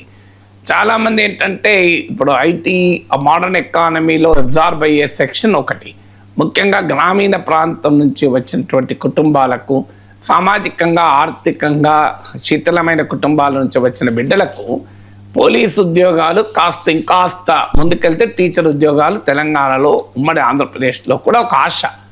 సో అందువల్ల మీకు 20,000 పోస్టులు ఖాళీ ఉన్నప్పుడు, ప్రజల అవసరాలు పెరుగుతున్నప్పుడు, ఎందుకంటే లా అండ్ ఆర్డర్ నెసెసిటీస్ పెరుగుతున్నాయి, సైబర్ క్రైమ్ పెరుగుతుంది, మీకు ట్రాఫిక్ ఛాలెంజెస్ పెరుగుతున్నాయి, అంటే పోలీసింగ్ అవసరాలేమో పెరుగుతున్న సమయంలో మరి ఆ పోస్టులు ఎందుకు ఖాళీగా పెడుతున్నారని దీనికి లాజిక్ ఆర్గ్యుమెంట్ ఏంటంటే ప్రభుత్వము మీకు జీతాలకే ఎక్కువ ఖర్చు పెట్టాల్సి వస్తుంది, ఎకానమీ బాగలేదని. మీరు ఆంధ్రప్రదేశ్లో కూడా ఇదే ఆర్గ్యుమెంట్ ఇటీవల శ్వేతపత్రం కూడా ఇచ్చి మీకు 95% స్టేట్ ట్యాక్స్ రెవెన్యూస్లో 90% దీనికే పోతున్నాయి, మీరు జీతాలకే పోతున్నాయి అంటూ ఉద్యోగుల్ని టార్గెట్ చేస్తూ శ్వేతపత్రం కూడా విడుదల చేశారు. కానీ ఇక్కడ ప్రశ్న ఏమొస్తుందంటే ఈ మాట మీరు ప్రతిపక్షంలో ఉన్నప్పుడు ఎందుకు చెప్పరు? ప్రతిపక్షంలో ఉన్నప్పుడేమో ఇదే పార్టీలు, ఇదే నాయకులు వెళ్ళి మీకు అన్ని ఉద్యోగాలు ఇస్తాం, ఇన్ని ఉద్యోగాలు ఇస్తాం ప్రామిస్ చేస్తారు. ఇప్పుడు కాంగ్రెస్ పార్టీ రాహుల్ గాంధీ అశోక్ నగర్ వెళ్ళారు కదా, మరి ఇప్పుడు రాహుల్ గాంధీ పోలీస్ దిల్సుఖ్ నగర్ ఎందుకు వెళ్ళారు? అశోక్ నగర్ గ్రూప్ 1, గ్రూప్ 2 ఉద్యోగాల కేంద్రం అయితే దిల్సుఖ్ నగర్ పోలీస్ కానిస్టేబుల్ ఉద్యోగాల కేంద్రం. రాహుల్ గాంధీ మరి ఇలా దిల్సుఖ్ నగర్ రావాలి కదా, మేము వెళ్తున్నాం కదా, అశోక్ నగర్ వెళ్తున్నాం, మేము దిల్సుఖ్ నగర్ అయినా వెళ్తున్నాం, ఇక్కడికి వెళ్తున్నాం, అక్కడికి వెళ్తున్నాం, మాకేం తేడా లేదు. సో మరి అప్పుడు మీరు ప్రతిపక్షంలో ఉండగా మీకు గ్రూప్ 1, గ్రూప్ 2 అభ్యర్థుల దగ్గరికి రాహుల్ గాంధీని తీసుకెళ్ళి దాన్ని ఒక ఇష్యూగా అప్పుడు టీఆర్ఎస్ ప్రభుత్వాన్ని ఓడించడానికి ఆయుధంగా మలుచుకున్నారు. 2 లక్షల ఉద్యోగాలు ఇస్తామని ప్రామిస్ చేశారు ఏడాదిలోగా. మరి 2 లక్షల ఉద్యోగాలు ఎక్కడ ఉన్నాయి, ఎక్కడ ఇచ్చారనేది క్వశ్చన్ చేస్తున్నారు. మీరు ఆశలు క్రియేట్ చేసింది మీరు, ప్రామిస్ చేసింది మీరు, ఎలక్షన్లో గెలవటానికి ఉపయోగించుకున్నది మీరు. ఇలా గెలిచాక ఎకానమీ రీజన్స్ చెప్తే లంక బిందెలు ఉన్నాయనుకున్నాడు, లేవు అంటే ఎట్లా? అందువల్ల ఇది యూత్ అడుగుతున్న ప్రశ్న. అందులో తెలంగాణకు ప్రత్యేకత కూడా ఉంది. తెలంగాణ రాష్ట్ర అస్తిత్వమే 3 డిమాండ్ల ఆధారంగా ఉంది: నీళ్లు, నిధులు, నియామకాలు. సో అప్పుడు కూడా తెలంగాణ ఉద్యమ కాలంలో కూడా ఇదే రకమైనటువంటి వాతావరణం క్రియేట్ చేశారు. పెద్ద ఎత్తున తెలంగాణలో ఉద్యోగాలు వస్తాయి. ఆ రోజున మాలాంటి వాళ్ళు ఇలా రావు, ఇది కేవలం రెచ్చగొడుతున్నారంటే మా పైన కూడా పడ్డారు, మీరు తెలంగాణ ఉద్యమం పైన ప్రశ్నిస్తారా అని. కానీ ఉన్న రియాలిటీ చెప్తే ఎప్పుడు ఎవరికీ నచ్చదు కదా. సో అప్పుడు కూడా చెప్పాం ఇదంతా నిజం కాదు, ఏ రాష్ట్రమైనా ప్రభుత్వ ఉద్యోగాలు ఒక స్థాయిని మించి ఇవ్వలేదు, ఏ ప్రభుత్వం కూడా అని. కానీ మరి అలాంటప్పుడు మీరు హామీలు మీరే ఇచ్చి ఆశలు మీరే క్రియేట్ చేశారు. ఫలితంగా ఇంకోటి ఈరోజు ఎందుకని ప్రభుత్వ ఉద్యోగాల వైపు పరుగులు తీస్తున్నారు యువత? దీనికి కూడా రీజన్స్ ప్రభుత్వం ఆలోచించాలి. తీర్చడానికి కారణం ఏంటంటే ప్రైవేట్ ఎంప్లాయ్మెంట్ అనేది చాలా ఘోరంగా మారిపోయింది. క్యాజువలైజేషన్ అయిపోయింది, మీకు కాంట్రాక్చువలైజేషన్ అయిపోయింది, ఆఖరికి జాబ్ ఇన్సెక్యూరిటీ విపరీతంగా పెరుగుతోంది, టాక్సిక్ వర్క్ కల్చర్ అయిపోయింది. ఐటీ రంగాల్లోనే చూస్తున్నాం మీకు. అందుకే ఇటీవల కాలంలో చూడండి ఐటీ ఉద్యోగులు కూడా వచ్చి గ్రూప్ 1 ఐఏఎస్ రాస్తున్నారు. ఎందుకంటే ఆ వర్క్ కల్చర్, ఆ అట్మాస్ఫియర్ భరించలేకపోతున్నారు, బర్న్అవుట్లు కనబడుతున్నాయి. మీకు హార్డ్లీ 10-12% మించి ఫార్మల్ ఎంప్లాయ్మెంట్ లేదు. గ్రాడ్యుయేట్ అన్ఎంప్లాయ్మెంట్ 40% ఉంది. అజీం ప్రేమ్జీ యూనివర్సిటీ వాళ్ళ state of working India report ప్రకారం. అందువల్ల ఖచ్చితంగా మీరు ఒక సమాజంలో స్కిల్ డెవలప్మెంట్ పెంచకుండా, ఎంటర్ప్రెన్యూరల్ స్కిల్స్ పెంచకుండా, ఒక స్టేబుల్ డ్యూరబుల్ క్వాలిటీ ఎంప్లాయ్మెంట్ పెంచకపోతే అనివార్యంగా ప్రభుత్వ ఉద్యోగాలకి డిమాండ్ పెరుగుతుంది. ఇక పైగా ఇంకో డిమాండ్ ఏంటి? Age relaxation. ఏముంది ఇందులో?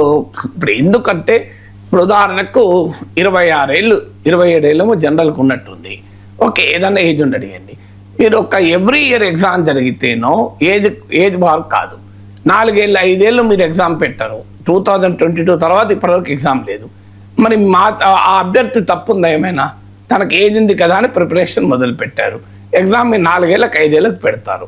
అప్పటికి ఏజ్ అయిపోతుంది. ఎలా బతకాలి? అన్యాయం కదా ఇది. నేను ఇప్పుడే కాదు, మీకు రాజశేఖర రెడ్డి ముఖ్యమంత్రిగా ఉన్న సమయంలో ఇదే ఎస్ఐ పోలీస్ అభ్యర్థులు 500 మందిని తీసుకొని, అప్పుడు రాజశేఖర రెడ్డి కాలంలో ఉదయాన్నే ముఖ్యమంత్రి కలిసేవారు. 500 మందిని తీసుకొని వెళ్ళాడు. వెళ్తే ఏంటి ప్రొఫెసర్ గారు ఉదయాన్నే వచ్చారు అన్నారు. అంటే ఇది సార్ మీకేం 5 పైసలు ఖర్చు లేదు, వాళ్ళే పరీక్షలు రాసుకుంటారు, మేము ఉద్యోగాలు పెంచమని కూడా అడగలేము, కేవలం దానికి ఏమన్నదని సంతకం పెట్టాక వాళ్ళకి చూసి ఎవరు చేస్తారని చెప్తారు అన్నాడు. అంటే సార్ మీరే అని పిల్లలంతా అన్నారు. అంటే చాలా కాదయ్యా, న్యాయమయ్యా, ప్రొఫెసర్ గారు చేయించారు, ఆయన తీసుకురాకపోతే నాకు తెలుసా ఇది ఎమ్మెల్సీ గారు, అందువల్ల మీరు బయటకు వెళ్ళి ఎమ్మెల్సీ గారి పేరు చెప్పండి అన్న నవ్వుతూ. నాకు ఇప్పటికి గుర్తు. అందువల్ల ఇప్పటికీ డిమాండ్ చేయదు. ఏజ్ రిలాక్సేషన్ అనేది ప్రభుత్వానికి నచ్చమేం లేదు కదా.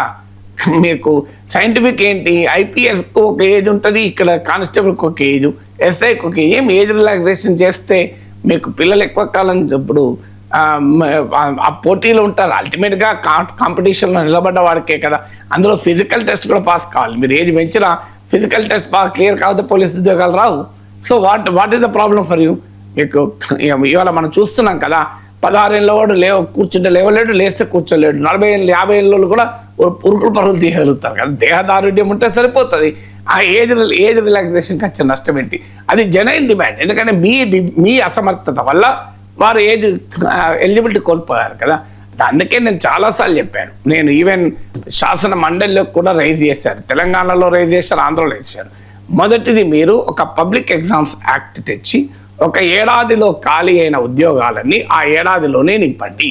అది కానిస్టేబుల్ కానీ, టీచర్ కానీ, అది Group 2 కానీ, Group 1 కానీ, ఈ ప్రిన్సిపల్ పెట్టుకోండి. ఒక ఏడాదిలో ఖాళీ అయిన ఉద్యోగాల్ని ఆ ఏడాదిలోనే నింపండి. 2, మీకు ఒక ఇయర్ వైజ్ టైం టేబుల్ ఇవ్వండి. ఇప్పుడు UPSC civil services time table ఇస్తే తెలుసు ఎప్పుడు ప్రిలిమ్స్, ఎప్పుడు మెయిన్స్, ఎప్పుడు ఇంటర్వ్యూ, ఎప్పుడు అపాయింట్మెంట్ రావడాలు వస్తాయి, ఎప్పుడు ముస్సోరిలో ట్రైనింగ్ ఉంటుంది కూడా తెలుస్తుంది. సో అలా మీరు ఒక జాబ్ క్యాలెండర్ ఇవ్వండి. ఇది కాంగ్రెస్ పార్టీ ఆమోదించింది. నేనున్నప్పుడు నేను ఉమ్మడి రాష్ట్రంలో కూడా దీన్ని కిరణ్ కుమార్ రెడ్డి ముఖ్యమంత్రి ఉన్నప్పుడు ఒప్పించాను, కానీ అమలే కావడం లేదు. ఇది ఇప్పటికీ జాబ్ క్యాలెండర్ కేసీఆర్ ముఖ్యమంత్రి ఉన్నప్పుడు రైజ్ చేశాం.